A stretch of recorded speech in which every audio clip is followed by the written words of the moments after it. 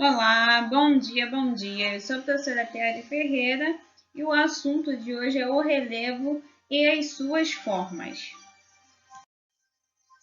O relevo é um conjunto das diferentes formas da crosta terrestre. Qual é a importância de conhecer as formas do relevo? Evitar que as atividades humanas, ao interferirem nessas formas, respeitem a natureza e não provoquem danos ao meio ambiente. E um outro ponto é aproveitar melhor as potencialidades oferecidas pelas diferentes formas do relevo. Plataforma continental é basicamente uma extensão do continente. Segue até cerca de 200 metros de profundidade a partir do nível do mar. É uma área em que recebe e acumula os sedimentos vindo dos continentes. Aí nessa imagem mostra a plataforma continental. Montanhas são as maiores elevações da superfície terrestre localizadas próximas uma das outras. São originadas de dobramentos e falhas da crosta ou de uma intensa atividade vulcânica. Já as cordilheiras é o conjunto de montanhas. Temos os exemplos dos Andes, que é América do Sul, montanhas rochosas, Canadá e Estados Unidos. Temos o Himalaia na Ásia e os Alpes na Europa. E temos um exemplo de montanha.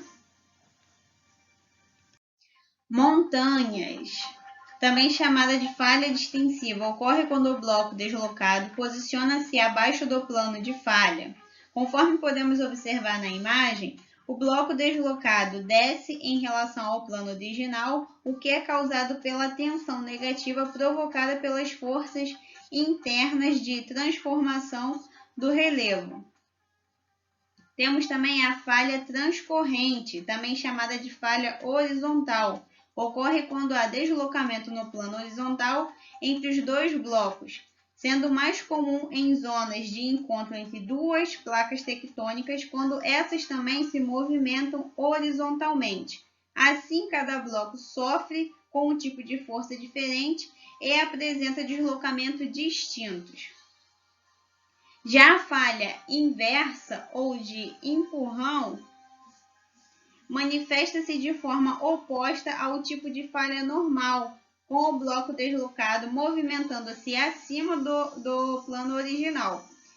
Ela ocorre quando o tectonismo exerce pressões positivas sobre o bloco rochoso em questão. Aí temos a imagem da montanha.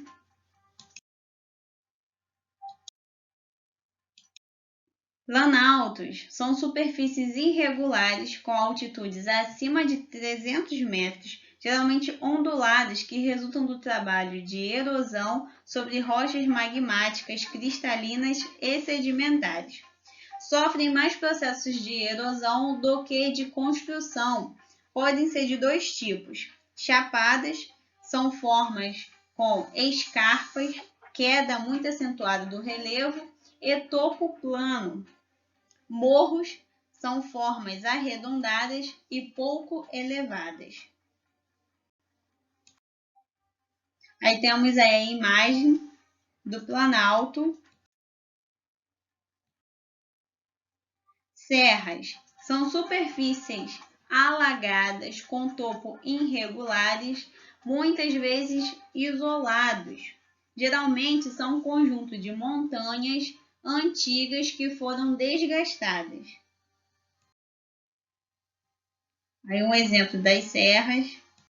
Planícies são superfícies planas que têm no máximo 100 metros de altitude.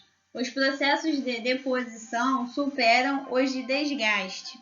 São formadas por processos de sedimentação de rios, mares, lagos e geralmente classificadas de acordo com o agente responsável por sua formação.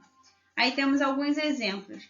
Planície costeira ou marinha, que é o mar. Planície fluvial, que é o rio. Planície glacial, que é o gelo. E planície lacustre, que é o lago. Algumas imagens do exemplo de planícies. Depressões são áreas mais ou menos planas e baixas em relação ao relevo que as circunda. São modificadas devido ao prolongado processo de desgaste ou aos afundamentos provocados por falhas. Sua altitude varia de 100 a 500 metros. Depressão relativa situa-se acima do nível do mar e já a depressão absoluta situa-se abaixo do nível do mar. Aí temos aqui os exemplos de uma planície, planalto, depressão absoluta, montanhas e depressão relativa. Olha o nível do mar. Altitude e altura. Altitude é a distância vertical de um ponto da superfície da Terra em relação ao nível zero, ou nível dos oceanos. Já a altura é a extensão, tamanho vertical de um corpo desde a sua base até o seu ponto mais extremo. Então, através dessa imagem, podemos perceber a diferença entre altitude e altura.